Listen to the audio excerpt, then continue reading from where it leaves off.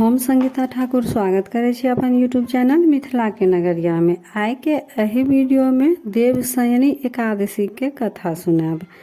मान्यता अछि जे आइ के दिन विष्णु भगवान 4 महीना लेल योग निद्रा में चलि जाइ छथिन।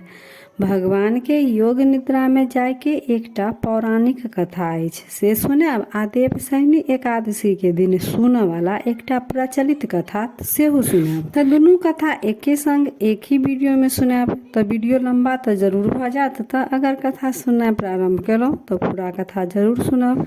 तो चलू पहले आब पहिल कथा सुनबे छी, ताहिके बाद दोसर कथा सुनाब। एकटा पौराणिक कथा के अनुसार जखन राक्षस कुल के राजा बलि पूरा सृष्टि पर अपन आधिपत्य जमाबऽ के लेल एकटा यज्ञ करैत रहे तऽ स्वर्ग लोक में हाहाकार मच गेल जे सब सृष्टि पर अगर दैत्य सब अधिकार जमा लेते तऽ फिर सृष्टि के की हैत। देवता सब के तऽ स्वर्ग छीन जेतन। तखन देवता के राजा इंद्र विष्णु भगवान लंग एलैथ आ कहलखिन, प्रभु अहीं सृष्टि पर जखन जखन विपद एले तऽ अहीं अनेको रूप धारण क क सृष्टि के रक्षा केलहुँ। इहो बेर कोनो उपाय करू जे सृष्टि बचि सके। विष्णु भगवान वामन रूप ध क राजा बलि के यज्ञ में पहुँच गेलैथ आ भिक्षा मांगऽ लगलखिन। दैत्य बलि रहे तऽ राक्षस कुल के, परंतु रहे धर्मात्मा। ओ यज्ञ से उठि क वामन देवता से पूछलखिन कि अहाँ के की चाही।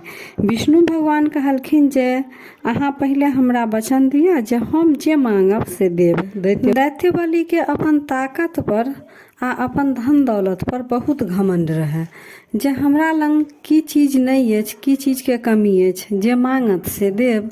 ओ बलि वचन दऽ देलखिन, ठीक अछि, हम वचन दै छी जे अहाँ मांगब से हम देब। तखन विष्णु भगवान जे वामन रूप लेने छलखिन कहलखिन, हमरा 3 पग धरती दिअ। दैत्य बलि कहलखिन, ठीक अछि। तऽ विष्णु भगवान 1 पग में धरती आकाश चारों दिशा नापि लेलखिन, दोसर पग में स्वर्ग लोक नापि लेलखिन। आब तेसर पग नापै लेल आब कुछ बाँचल नहीं छल। तऽ दैत्य बलि अपन सिर झुका देलखिन आ कहलकन, तेसर पग अहाँ हमर सिर पर राखू। तखन विष्णु भगवान तेसर पग दैत्य बलि के सिर पर राखलखिन। एहि तरह समस्त सृष्टि पर विष्णु भगवान के आधिपत्य भ गेलन। परंतु विष्णु भगवान दैत्य बलि के समर्पण से बहुत प्रसन्न भेलखिन। बलि के पाताल लोक के राजा बना देलखिन आ कहलखिन, हम अहाँ के समर्पण से बहुत प्रसन्न छी, वर मांगो। दैत्य बलि कहलखिन, अहाँ हमरा महल पाताल लोक में निवास करू। भगवान वचनबद्ध रहथिन, ओ पाताल लोक में निवास करऽ लगलखिन। अब भगवान जखन पाताल लोक में निवास करऽ लगलखिन तो सृष्टि के चलावे में सब देवता के दिक्कत हुआ लगलन। माता लक्ष्मी से असगरे वैकुंठ लोक में दुखी रह लगलखिन।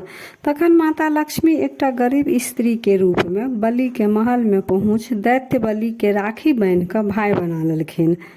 माता लक्ष्मी दैत्य बलि के अनुरोध केलखिन जे भगवान विष्णु हमर स्वामी छथि, हुनका वचन मुक्त कऽ दियौ। राजा बलि भगवान के वचन से मुक्त कऽ देलखिन, परंतु भगवान विष्णु बलि के ई वचन देलखिन जे 4 मास हम पाताल में आबि कऽ निवास करब। ताहि से अखाढ़ मास के शुक्ल पक्ष के एकादशी से लऽ कऽ कार्तिक शुक्ल पक्ष के एकादशी तक पाताल लोक में निवास करे छथिन। आब देवशयनी एकादशी के दोसर कथा सुनो। सूर्य वंश में मंधाता नामक एकटा राजा छलखिन। ओ सत्यवादी आ महान प्रतापी छलखिन। ओ राजा अपन प्रजा के बड़ नीक से देखभाल करथिन, पुत्र के समान प्रजा के मानथिन। हुनका राज्य में सब प्रजा बड़ खुश रहे, सुखी रहे। ओहि राज्य में कहियो अकाल नहीं पड़ल रहे, बहुत नीक से हुनकर राज्य चलैत रहन। परंतु किछु दिन बाद राजा के राज्य में वर्षा भेनाइ रुकि गेल। एहिना कऽ कऽ 3 साल तक वर्षा राज्य में नहीं भेलै। वर्षा नहीं होबऽ के कारण राज्य में अकाल पड़ि गेलै। सब प्रजा सब विचार केलक जे आब एहि अकाली से केना बचल जाय, तेकर उपाय तऽ राजा करतैथ। सब प्रजा राजा के दरबार में पहुँच कर राजा से कहै छनि, हे राजा, आब राज्य में अन्न के कमी से प्रजा सब मरि रहल अछि, कोनो उपाय करू जे राज्य बाँचि सकै। राजा कहलखिन, वर्षा नहीं होबऽ के कारण तऽ हमरो नहीं बुझल अछि, अहाँ सबके कष्ट में देख कऽ हमरो बहुत कष्ट होइ अछि। अच्छा कोनो उपाय करै छी से कहि कुछ सेना के लऽ कऽ जंगल के दिस मुनि सबके आश्रम में घूमऽ लगलखिन। घूमैत घूमैत अंत में ब्रह्मा जी के एकटा पुत्र रहनि, हुनकर नाम अंगिरा ऋषि रहनि। हुनकर आश्रम में पहुँचलखिन। अंगिरा ऋषि के प्रणाम केलखिन तऽ ऋषि आशीर्वाद द जंगल में अबै के कारण पूछलखिन। तऽ राजा ऋषि से कहै छथिन, हे भगवान, हम अपन राज में कोनो पाप नहीं करै छी, अपन धर्म के पालन बहुत नियम निष्ठा से करै छी, तैयो हमर राज में अकाल पड़ि गेल। 3 साल से वर्षा नहीं भ रहल अछि, प्रजा सब बहुत दुखी अछि। हे मुनिवर, शास्त्र में लिखल अछि जे राज्य में राजा के गलती से कष्ट अबै अछि। हे मुनिवर, हम कोन गलती केलहुँ, कोन एहन पाप केलहुँ जे हमर प्रजा सब के कष्ट भोगि रहल, जे हमर प्रजा सब पर कष्ट आबि गेल, ओ सब कष्ट भोगि रहल अछि। हे मुनिवर, हमरा कोनो उपाय बताउ। ऋषि कहै छनि, राजा ई सत्य युग अछि। ऋषि कहै छनि, राजा ई सत्य युग अछि।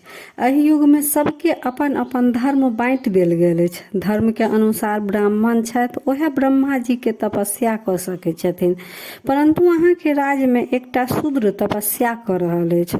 ओहि शूद्र के अगर अहाँ वध कऽ देबै तऽ राज्य के विपदा दूर भऽ सकै अछि। परंतु राजा तऽ रहथिन सत्यवादी, धर्मात्मा रहथिन।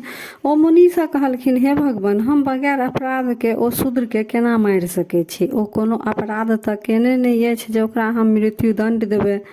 से कोनो हमरा दोसर उपाय बताउ। तखन ऋषि कहलखिन, ठीक अछि राजा, आषाढ़ मास के शुक्ल पक्ष के एकादशी देवशयनी एकादशी कहाइ अछि। ओ एकादशी व्रत विधि पूर्वक प्रजा, सेवक, मंत्री सब संगे करू, वर्षा जरूर हैत। ई एकादशी केला से सब सिद्धि प्राप्त होइ अछि, सब उपद्रव नाश होइ अछि। से सब क्यों मिल कऽ विधि पूर्वक व्रत करू। मुनि के ई बात सुनि राजा अपन राज्य क लौट एलथि आ मुनि के कहल अनुसार सब क्यों मिल कऽ एकादशी व्रत केलथि। व्रत के प्रभाव से राज्य में वर्षा होबऽ लगल, फिर खेती बाड़ी हुए लागल, अकाली समाप्त भ गेल।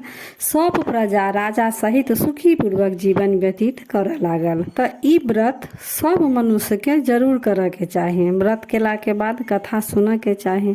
तऽ यह रहा देवशयनी एकादशी व्रतक कथा। तऽ फेर उपस्थित होइ छी एकटा नया वीडियो के संग। ताबे तक जय मिथिला, जय मैथिली।